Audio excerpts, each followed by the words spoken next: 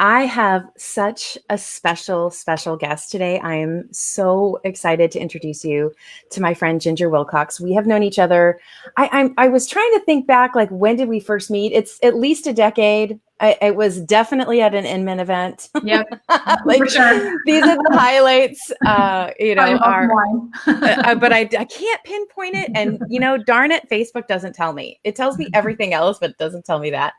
I'm going to share a little bit about Ginger as people join us today and tell you about some of the highlights. So her Facebook profile says she's a mom, a marketer, a lover of social, spreadsheets, spinning, and the beach. Nice. So Ginger is a startup veteran and recognized leader in the real estate, mortgage, and fintech industries. She's plowed fresh ground with disruptive companies and new business models and is known for solving tough business problems with her innovative approach to strategy and growth. Ginger's currently the Chief Experience Officer at Home Point Financial, one of the fastest growing non-bank lenders in the United States. Okay, so I know you're already thinking I have a million questions for her, and you're right. All right, in 2019, Home Point Financial funded more than 22 billion in mortgage loans and serviced more than 200,000 customers. Now, here's the kicker, everyone. 6 weeks into her first CXO job at Home Point Financial, COVID-19 struck. She's going to share how they moved all their associates home, celebrated the biggest origination month in history, had a massive number of customers lose their jobs. Forbearance, hello. And how she's kept it together through it all. And to top it off, she's hiring like wildfire in all of this. So without further ado, Ginger, oh my goodness, welcome to a Moxie chat. Thank you, Deborah. It's so nice to be here. It's a long time coming. It's been a while. Yes. Well, I think in the role you were in before this, we tried back and forth to get you in the studio for a Moxie chat, and we just could not coordinate our crazy travel schedules. And so, you know what? We're at home now. Yes. We have time now to sit, have a coffee, have a chat. Oh my goodness. So let's dig into the biz stuff for a minute, and then we're going to come back to more about Ginger. We're going to talk about how you define success and all of the traditional Moxie chat conversations. But I really want to dig into this. What the heck is happening out there as a leader in your space? You take this awesome chief experience officer role, and then dun, dun, dun, dun. So kind of walk us through, you started in February? I started the very end of January. Yeah. Very end of January. Okay. Give us the download. Give us your story. Yeah. So I started at the end of January, and it kind of came into Home Point with a fairly large charter to create an organization from the ground up that really doesn't exist within the company. And the first four weeks or so were sort of crazy, spending a lot of time out on the road, meeting with customers, meeting with our associates, and just getting up to speed. And started sort of the annual event process, which is always kicking off in February. We were pretty busy. And one of the trips that we had was our annual sales conference, taking our top sales leaders to celebrate their successes from 2019. We headed to Puerto Rico for that event, and it was right as it was starting to hit the news that the COVID situation was happening, and we were definitely paying attention. Had started business planning for that, but weren't sure what to do. We decided to continue to have that event, and if it would have been a week later, we definitely would have canceled it. While we're at the event, we recognized that things were going to be pretty bad, and we actually sent part of our leadership team home. I stayed because I was responsible for the event, but by the time I got home from that trip, the world really had changed, and we knew the world was changing. And that Monday, I went to the office, which happens to be my office at home, my home office.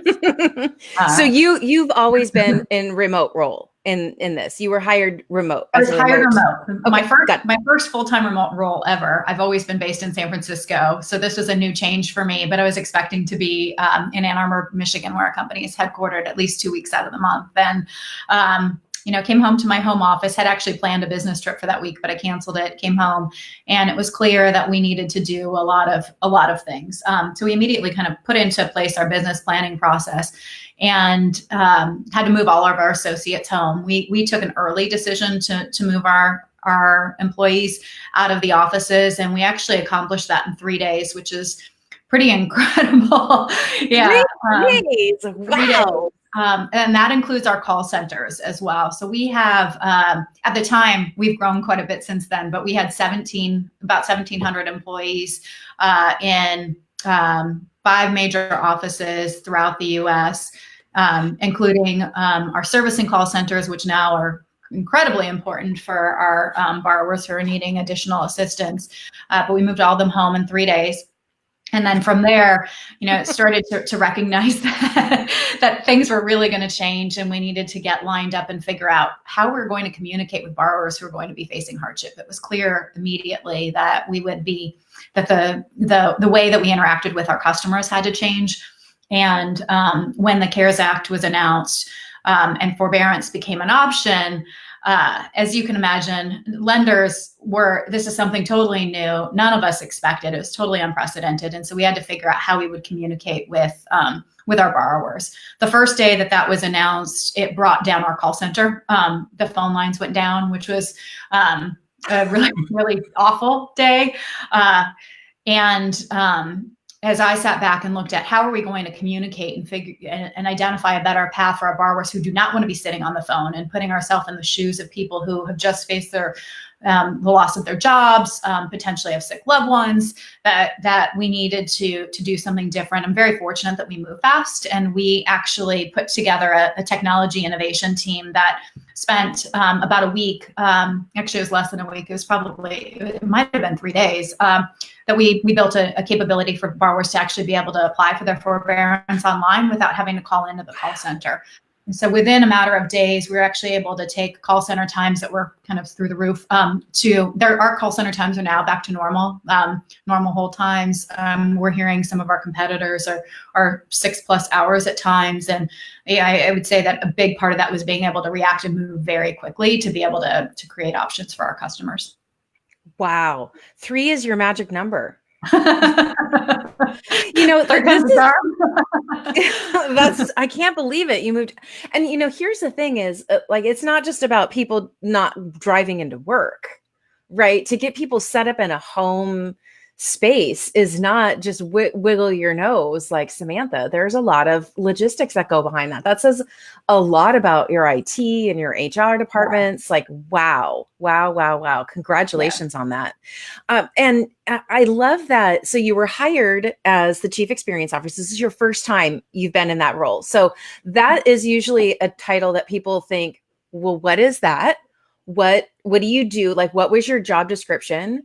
I'd love to know what you thought it was going to be, and then what it turned into being inside kind of, the crisis mode. Well, my charter is fairly broad, and that's to deliver an exceptional experience. At the core, we believe that consumer adoption or partner adoption is all about the value that you deliver to your customers and your partners, and that all of the marketing in the world, all the branding in the world doesn't really matter if you're not delivering a really unique and exceptional customer experience. And so I was brought in to think about that holistically throughout the business, starting actually with the employees, our associates, because we've always believed that if you have great engaged employees, that they're going to deliver that to your end customer, and then carrying that through to our borrowers. We have over 200,000 borrowers whose loans are serviced through HomePoint every month, and then on the origination side as well, we work with a lot of mortgage brokers throughout the U.S. We're the number 3 wholesale broker in the country, and wow. My charter was really, when I'm thinking about the top priorities coming in, was around employee engagement, delivering a better borrower experience, and continuing to build out our home ownership platform that we have for the homeowners, and then continuing to build better tools for brokers so that they can deliver better service to their borrowers that they work with. It's still the same mission, but what we're doing is quite a bit different. And I did not anticipate 3 months ago that I would be a forbearance expert or about loss mitigation and a lot of those things. I've been in real estate for a long time, so obviously remember 2008, but the experience has changed, and the experience we have to deliver to everybody has changed. There's been significant changes in credit models and the types of loan programs that are available. And so the level of communication that's been required to all of our constituents is enormous. And for me personally, I came into a team that wasn't yet established. And so I don't have a corporate communications person yet. I don't have a PR person yet. And you're hearing some of my open roles. Yes. That we have, and not having that established team, but having this most significant communication need you can ever have in a position has been interesting, to say the least. Yeah. Well, I think that there is, we talked about this a little bit in the green room. There's this layer of disappointment for a lot of people in the real estate industry in particular right now, and not about their businesses, but about roles that they were stepping into. And, it's a heavily volunteer run industry. I mean, the Association of Realtors is those presidents, those VPs, all of the committees, those are all people who give of their time. And those people who stepped into president roles, whether it's with their local or state association, whether it's women's council, those people who are president level, who are planning to be able to do some travel and see other people and experience other things, there's a level of disappointment in there. And my heart goes out to them. My heart goes out to them because it's a year that they get to do that, and probably a lot different than they expected it to be. So how are you helping, how are you personally kind of working through the shift? And then I'm assuming that it's happening to your employees too, who, you probably have some extroverts in their homes that are bouncing off the walls going, this is what I signed up for, lady. How does that, what are the words of wisdom that you have for the community on that? My philosophy has been through all of this, and the message that I've shared with my team, weekly, really, is that I feel like I personally have an enormous responsibility. I took this role on, and as a company, we have an enormous responsibility to the customers that we serve. And every leader who has taken on their role, whether they're a volunteer or whether they're paid, right now is, and maybe it's hard, and it's really hard at times to be a leader when you're dealing with your own personal crisis as well. But the way I've taken it is that what I can and the gift that I can give back. I'm not a nurse. I'm not a medical practitioner, but I am good at my job. And by doing that and delivering on that and thinking about what's best for our employees, what's best for our customers, what's best for our partners is my way of giving back right now. So to those that are taking on something and it wasn't what you expected, it may be different, but what a rewarding opportunity that we have, and a gift that we have to be able to actually help people in a way that we can. I love that. Oh, Ginger, this is one of the many reasons I love you, is because you have this way of looking at things that are saying, there's always a beautiful way, a beautiful filter to look at life. And sometimes it's harder than others. And right now is one of those times where it can be harder for some. There are some of us, though, who are thriving their own version of thrive right now, who are able to step it up, right? Who are able to, have higher energy. I am an ambivert. I tend to gain my energy in my quiet time. So I got a lot of it right now, right? Like I am not in going up and down, escalators at airports and running and unpacking and packing and unpacking and packing and doing all of those things that in 2019, I spent a lot of time and energy planning, unpacking, setting things up. I mean, that I don't have to do. And so I am moving that energy into the service side of things. And so I think for those of you who are watching live, who are listening live, who are listening to the replay, think about how you can translate that in your world. How can you look at what you're doing right now as your ministry, your way of serving and giving back to your community? Because it truly is. Our purpose doesn't look like anyone else's, but our purpose isn't so incredibly unique that the world doesn't have more people doing it. So you can link arms with other people who are doing things that are similar. So I love linking arms with leaders who are stepping up and stepping into their purpose in this time is such a beautiful thing. So let's talk a little bit about Ginger, and let's walk through some of these questions because they weave so beautifully into what we're talking about here. And the first question, and one of the most popular inside the community, is how do you define success?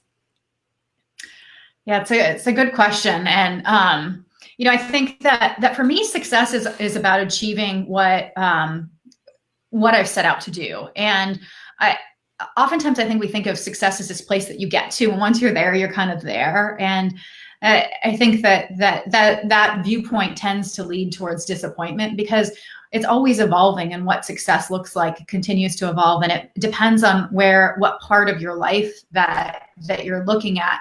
For me personally, I'm extremely driven, and I work incredibly hard, but my professional success certainly gives me reward, but where where my goal is and why I do that is for my family. And so I think that sometimes we get caught up in this meaning of success as being money or titles or career, but at the end of the day, it's about where you're at that point in time and trying to achieve your goals. So I don't know if that's a very specific answer, but that's how I think about it.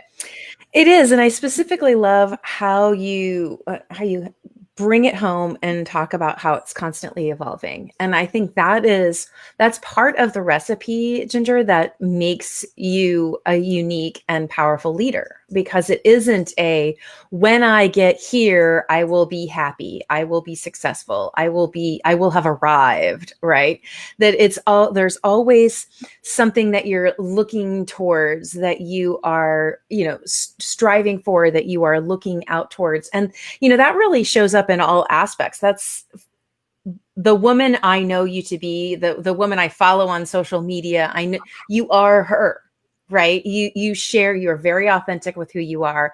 You're passionate about travel. You're passionate about spinning and causes and all sorts of beautiful things that fuel you, right? I like to say they fill your soul tank. And that allows you to look at success in this beautiful, fluid, evolving way. So I think that's a beautiful definition. I love it.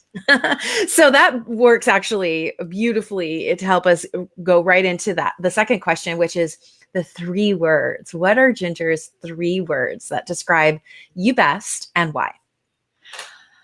I had to think about this when you asked me this question. And the 3 words I picked were passion, or passionate, driven, and caring. And I was trying to think about how I would define like passion versus drive, but they are different, because passion is about that thing that just you're incredibly care deeply about. And ultimately, for people that are driven is how you get to deliver on some of those passion goals that you have. Yeah. I've always been uber passionate. I'm an Aries, born in March, and I think it shows through my personality. I'm definitely the ram pushing through when I want to do things, because I care so deeply about what I do. And so to me, those 3 words are actually really interwoven together, because they're sometimes I care too much, which can be a challenge, because sometimes I forget about myself in that process, which is something I continue to learn. And I'm evolving my own success criteria around that. But my care for, whether it's my family, whether it's my team members, my community, I care deeply about my community, drives a lot of what I do. Yeah. Well, and again, I see it, from,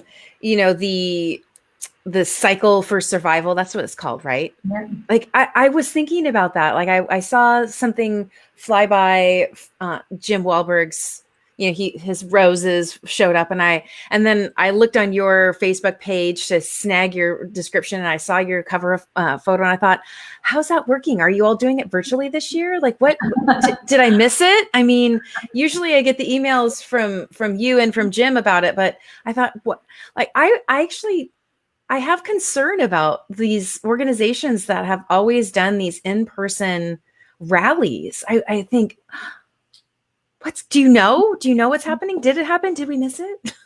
Interestingly enough, I did not do survival for this year because I had my first work event that weekend, and so I did not participate. But I think that we have to find new ways to fuel those passions, whether they're at home on my spin bike, which is sitting next to me, or somewhere else. Like our community and how we go about supporting it may be different, but you just find a different way.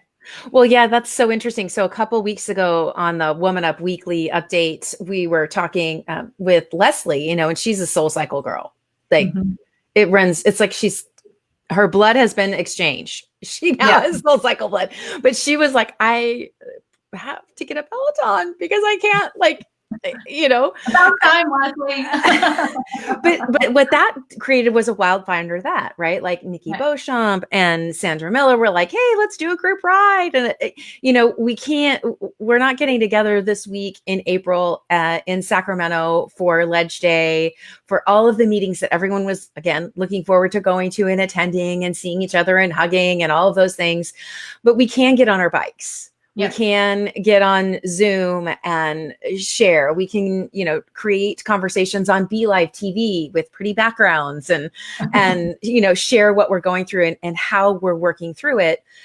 And it reminds me again to say those people who are out there who are passionate like Ginger, who are cause driven, reach out to those causes that you've supported in the past and ask them if they need help. Especially the real estate industry often gives itself, it's like self-deprecating. Like they're not fast enough. They're not tech savvy enough, but they are so incredibly tech savvy as an industry. It's blows my mind. And so the things that we know just naturally are things that can help nonprofits out a whole lot. So if you find you've got some time and you know how you want to teach your nonprofit pals how to use Zoom, do it.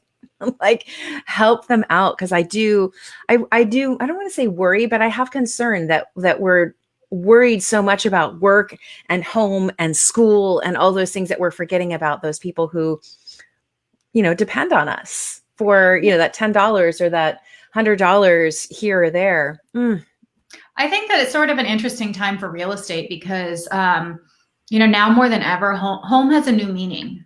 And now that we're all in our homes and our communities have new meaning, and real estate agents have always been at the core of the communities that they serve. And there's this my mom's a realtor. I've been a realtor. My husband's a realtor. And the common trait that I see in the majority of real estate agents that I know is a deep care for their community, and most of them give back pretty heavily. And in some ways, I think like this is the time for real estate agents to also shine because they're the pillars of their community and their communities need them. And home is now so much more important than ever that I see that as an opportunity for us to do more and give back more. Absolutely. Well, and this is very different than 2008, which was real estate driven. I mean, we were the culprits. Yes. We are not the culprits this time. No. Thank God. Oh, that was so tough. Yeah. Oh, that was so tough. And on the other side of this, you're absolutely right. I've had lots of conversations with friends and clients who are looking at their homes. I've, even friends who are 20, 25 years senior who have kind of been hanging on to their family's house, that place they raised their kids in. And now they're looking around going, why am I rattling around in this huge house? Yeah. And so I think it's even people who have been thinking I'm going to stay here, like I'm going to age in place, are going, yeah, nah. Like, is that where you want to age? Like, I've decided I really don't want to be here. And because we have been in our homes now, we've here in Seattle, the last meal we shared with friends was February 29th. Wow. I mean, we've been doing this is for 2 months. Yeah. And where the first couple weeks in March, they were like, well, this is, kind of just be careful. Mid-March is when they really did the lockdown. So 6 weeks of, shelter in place, please stay safe at home. We know our homes more than ever. We know our spouses and our children and our dogs and our neighbors. Like we have experienced home on such a different level. And, Andrew and I have fallen in love with our home again. Like we really have. It's not, it isn't that place where it's like my suitcase sits in the hallway for 3 weeks after a trip because I'm like, oh, I gotta empty it out. Like I actually know what the carpet looks like underneath that spot. I put my suitcase away for the first time in like 3 years. Yes. Yes, me too. It was like a little ceremony over here. I'm like, I took the battery out, put the battery in a little envelope in my desk. I'm like, look at this. This is so exciting. I'm sure Away isn't thrilled about that. There's people in that space, but I have a feeling they're set for a while with the amount they charge for a suitcase. So hopefully, all right, let's talk about habits. So we've talked about success. We've talked about, kind of the core words that describe you, which are very powerful, passionate, driven words, right? So what's a habit you're trying to build right now? The big one for me is actually relaxation, which was happening prior to COVID. I think that I had a really rough couple of years. The last couple of years were hard. Due to personal, cancer kind of struck a few people that were super close to me. And I kind of gave everything that I had to my work and have given everything I've had. I always have. That's part of who I am. But I realized that I really needed to find the ever elusive balance that we're all looking for. And last year, my word was balance. And I realized that was hard for me to achieve. So this year I decided to change it up a little bit. And so I've been on a journey to be able to meditate and relax, read more, and do some of those things that kind of center you and bring you down. I tend to be very high strung, I guess maybe is the word. So I'm finding that time in my day to sometimes I meditate during the middle of the day. If I've had a rough meeting, then I'll take 3 minutes and I'll stop and I'll meditate. And it's really changed a lot for me to be able to do that. It's not been easy because I have a really hard time meditating. You and me, sister. Oh my gosh. I have to do guided. I had to just set aside this idea that I was going to be Zen on the top of a rock in Sedona. Like it's just not happening. Yeah. Yeah. Well, what's so interesting is, Molly McKinley. Mm-hmm. So we've been doing a lot of collaboration. We're collaborating on my next book. So she's helping me build a gorgeous collaboration box that's got tea and candles and all sorts of wonderful things in it to create the experience that I want people to feel and have. And so we actually were chatting kind of on 2-3 times a week. And we're like, well, why don't we just do this on Facebook Live once a week? And so we've been doing this show on Tuesday afternoons, tea time for her, 4:30, but 1:30 here on the West Coast, called Spill the Tea. Duh. And one of the things that we've woven into it is she starts us off with a breathing exercise and we end with a meditation exercise. Yeah. And what's so much fun about that is, she's yogini, right? Like if they had black belts, she would be like black belt. The 500 hours that she's put into that have really, she's really leveraging that and sharing it with all of us, and even down to how we hold our hands. And so while I'm meditating now, I'm actually using some of those practices. And it's like, that is one of the beautiful gifts, Ginger, that I see in this time is that, we do have the found time from all of our travel. There is time that we have found that is precious and new that we didn't have before. There's the commute time that we used to be sitting in a car. We don't have to. How we invest that time right now and how we direct our thoughts during that time is so key into who we're going to be on the other side of this, right? Yeah. Are we going to be mangled and running around like, mayhem struck, or will we be more at peace because we took 3 minutes after a crazy meeting? Because you were sharing with me, you're in this time, it's crisis mode. So your days start with like a COVID check-in. And then, one of the neat things that you're doing that I'd love for you to share is how you touch base with your employees every day right now. Right. Yeah. So what does that look like on your side? What is that? Yeah, it's been, it's been really interesting because we when we started out and moved everybody home, obviously the first part of that is just logistics and getting everybody there. But then it became clear that it wasn't just about the physical part of it, that people needed, they needed something more. And it may not necessarily be because their equipment didn't work or they weren't able to get a loan done on time.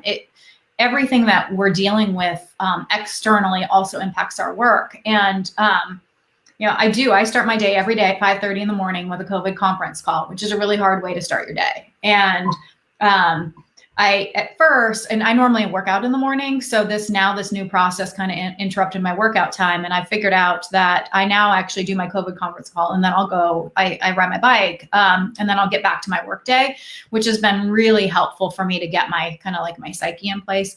But for our associates, we were finding that people were working a whole lot more, so they weren't taking the time off that they need. We actually implemented a mandatory take a day off within a 40-day period. Every employee in the company has to take a non-weekend day off, and it doesn't impact their time off or anything later in the year, because we felt like people were like, well, why would I take any time off right now? Because I can't go anywhere. But you still need that break. And we found that because we started doing, I guess it's been about 5 weeks ago or so, we started doing a daily check-in, and it's a pulse survey. It's just a simple question, one question. It takes people 5 seconds to do. And it just says, how are you feeling on a scale of 1 being the best and 5 being the most stressed out? And people just mark what that is, and then they can enter a comment, and we look at them every day. We actually summarize them. We publish the summary of how people are feeling. So we're totally transparent. People know if people are feeling on average a 3 or if they're feeling a 2.5. And that helps us think about other ways we can support them. And so this take a break program where we're giving the associates a time off is one. We found out through the comments that a lot of people were stressed out because their family and friends had been laid off. And so we introduced a family and friends hiring program, because we do have a lot of jobs open where they can refer their friends in, and we are trying to place them as much as we can. So that it's been really, and that's rewarding to me to be able to do those little things during a time that's really challenging. Oh my goodness. I bet, it is an honor right now to share good news. Yeah. Right. I mean, there's so many harbingers of bad news right now. There's, the news alone, right? The media, the media is a 4-letter word. Yeah. I'm not even sure how that translates, but it is crazy right now. And so being able to, ask simple 1 to 5, and you were mentioning that it's, you could do this in Google, right? You can do the scale in Google, add a little comment box if somebody has something. I mean, this reminds me kind of like church, right? It's like, your prayer request, right? It's like asking your community for what they need is so important right now. Yeah. And so what do you do when somebody is saying, I'm stressed out, like 10 days in a row? Like, what happens? Is there like a process, or what does that look like? So there are a couple of things we do. One is that we roll up the results so that our leadership team can look at them and identify what things we might need to do. But then also on the individual level, if somebody does indicate that they're on a high level, then we'll ask, it depends on the situation. Either their manager will reach out, or one of the executive team members will reach out to them and just check in with them, which is really important. I've had an associate on my team who's been at the highest stress level for a number of really weeks. And it's not because her work's hard. It's because she actually was diagnosed with the virus. And so she was on not one of those that were significantly sick. She made the choice to still continue to work since she was at home, and she was able to do so, but it was stressing her out. In other situations, it may be something bigger. We had one situation with a manager who wasn't used to managing remote associates, and many of the associates had little kids, and wasn't able to adjust on the fly to dealing with the kind of the demands of somebody who suddenly has all these kids that are at home. And it was, kind of a big deal. And we saw from multiple surveys, different people had indicated that was a challenge. And so we were able to go back and provide that manager coaching so that they could understand how to work through that, because it's really important that people provide flexibility. So we're trying to take really significant action on those. And it's such a simple process. I think we actually it's not a Google form. I think ours was like a SharePoint form, but it's the same thing. It took a matter of minutes to create, but the impact of it is significant. Yeah. And it's something that's easy for anyone to implement. I mean, agents could even do this with their clients, their current clients, their past clients. I mean, we're trying to find ways to reach out in a way that isn't aggressive, isn't focused on selling something, that really is coming from a servant-hearted perspective. And I think that's a great option for sure. And I love that, it's not anonymous. Like this isn't an anonymous survey. This is, tell me how you're feeling, because I want to pay attention to that. And I want to step in. And the ability to give grace on both sides, right? To employees who need grace, to the leaders who've never done this before. I mean, that manager has never done it before. So, and if he doesn't have kids, or he's, a non-involved parent, like it would be very difficult to have patience for something you've never experienced before. Right? Yeah. It's unprecedented for sure. I mean, and so I love that it's not like you're kicking anybody to the curb because they can't figure it out. It's a white flag, not a red flag, a white flag. Like, I need help. I think that's so beautiful. Oh my goodness. Okay. So, one last question, and then I'm going to do a little bit of rapid fire, and then we're going to wrap up. Okay. All right. So, this is, of course, my favorite question, and that is, what does Moxie mean to you? This is definitely your favorite one. I think for me, Moxie is persistence, because there's always a roadblock. There's always some stumbling block that's in our way. And, when we talked about success earlier, and this constantly evolving version of success, that persistence is what ultimately, I believe, gets us through good times and bad times, because you can have an overabundance of things to do in good times. So for me, that's my ongoing, that's Moxie to me, is persistence. I love it. It's such a great word. I love the word persistence. All the words around Moxie that people have chosen over, the last, I don't know, I guess I've been asking it for 3 years, maybe 4. They all kind of have this feeling, and I love, more than the words, I love the look that people get on their face when they're talking about it, because it's it is a fun word. I mean, you can't say Moxie and be in a bad mood. No. There's something about it. It's like there's this fire and it's definitely a word I associate with you. It's like, yay, that there's, and I think as women in particular, that we have this this fire that exists within us, and when you channel that's through the persistence of everything that we do, it's really powerful. I agree. That is my life's purpose, sister, is to help every woman tap into that valiant warrior inside of her. And we're fighters. We're seeing it. We're seeing it in the countries that have female leadership. It's not that all of the countries led by men aren't doing well. Plenty are doing well. Yeah. But almost all, if not all, of the countries that are led by women have had such a different experience with COVID. And there's a lot of the feminine energy and how we look at things that is coming into play, and that people are recognizing to be as important as the male definition and the masculine energy at the table. And I am so thrilled about that. I think in my practice, it is one of the best things that will come out of COVID and all of this, for sure. Yep. Okay. Are you ready for some rapid fire? I hope so. All right. What is on your nightstand? Books and my Kindle. Books and your Kindle. I love it. What's your favorite movie? Sound of Music. Really? Okay. This is not rapid fire, but my husband is related to the Von Trapps. Oh yeah. Maybe Mary Poppins could be in there too. I love it. I love that you love musicals. Okay. Do you have a pet? I do. His name's Gibson. Gibson. He's a little light for a ball. I was going to say he's 18 pounds, but he might be a little heavier now. He's getting COVID snacks like the rest of us. Woo! Biggest pet peeve. Oh, biggest pet peeve. Insincerity. Ooh, good one. Your favorite beverage. Oh, there's so many. Probably I'd say champagne. See, another beautiful thing we have in common. Remember the trip to Napa?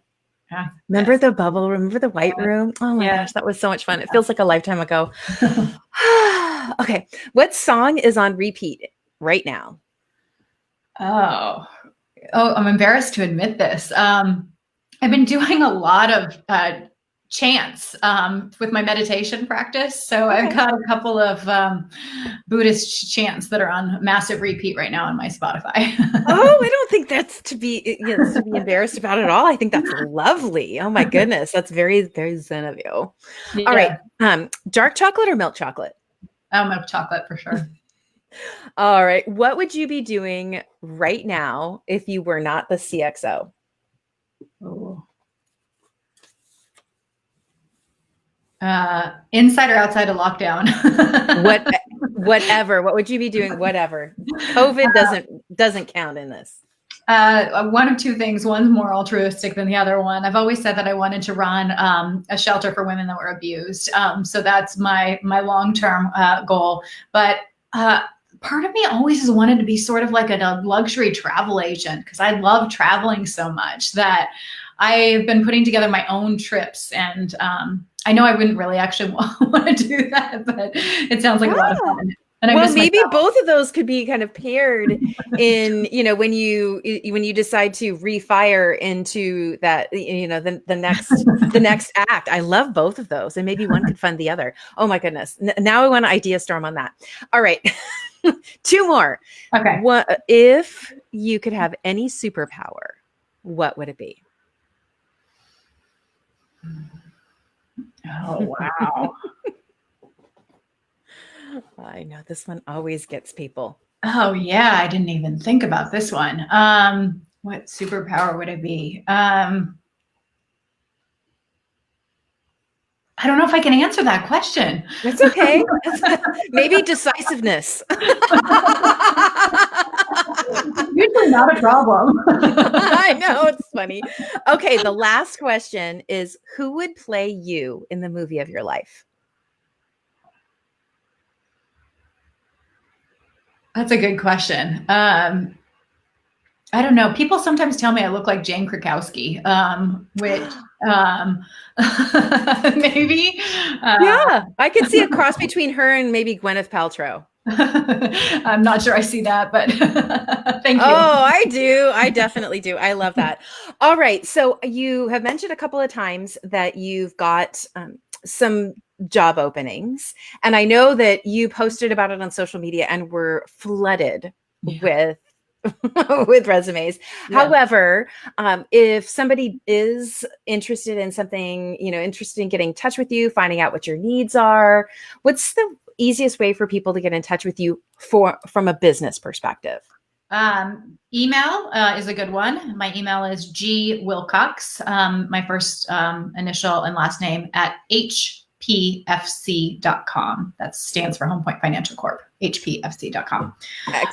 And then also on our Home Point Financial website, we have about 150 postings on the site right now. So if there's specific positions there, I'm getting a ton of resumes with people saying I'm interested in a job and not telling me what they're looking for. So if there's a specific one, please reference which role there is. If you are looking for a position in a marketing or customer experience function, many of those are actually not listed. So if there's specific skill set, send them my way. Oh, I love that. Be specific, people. Very, very important. That makes it easier for Ginger to help you, help her, help you. Yeah. So be specific. I love that. And then what is your favorite social platform for people to connect and engage and experience all things Ginger? Well, it depends on what you're looking for. So LinkedIn is obviously a great one for professional. I like to engage on Twitter, Instagram. If you want to see pictures of my dog or my backyard, because that's all that's on there these days. Right along with everyone else, right? Like our dogs are superstars now. I don't spend as much time on Facebook as I used to, but I am on Facebook as well. Excellent. Well, we will make sure to drop those links in the show notes and in the comments below if you're watching on Facebook Live. Any last words that you want to speak over the Fire Up community, Ginger? Anything on your heart after our conversation today? Just if you're going through a hard time right now, you're not alone, and reach out to family and friends. I think now more than ever, we all need each other. And if you're in a leadership position and maybe it wasn't what you thought it was going to be this year, try to have a little bit of a different lens, I would say, and think about how lucky you are to be able to lead during such a challenging time, because true leaders are really going to shine, I think, this year. I love that. Well, and I think it's appropriate to end with your one word for the next 12 months, which is breathe. Yes. We all take nice, beautiful, deep breaths, and we give ourselves grace. We shake off the shame for decisions we made that didn't work out so well, for behaviors we might have shared or sprinkled on our communities that we really wish we hadn't. It's okay. Give yourself grace on grace on grace right now. Thank you so much, Ginger, for joining me for a special Moxie chat. This was a blast. I look forward to seeing you in person at a future real estate event. That would be so wonderful to see you again and give you a great big hug when we're allowed to be in each other's presence. I look forward to that hug. Until then, my friend, take good care. Okay. Thank you. Bye.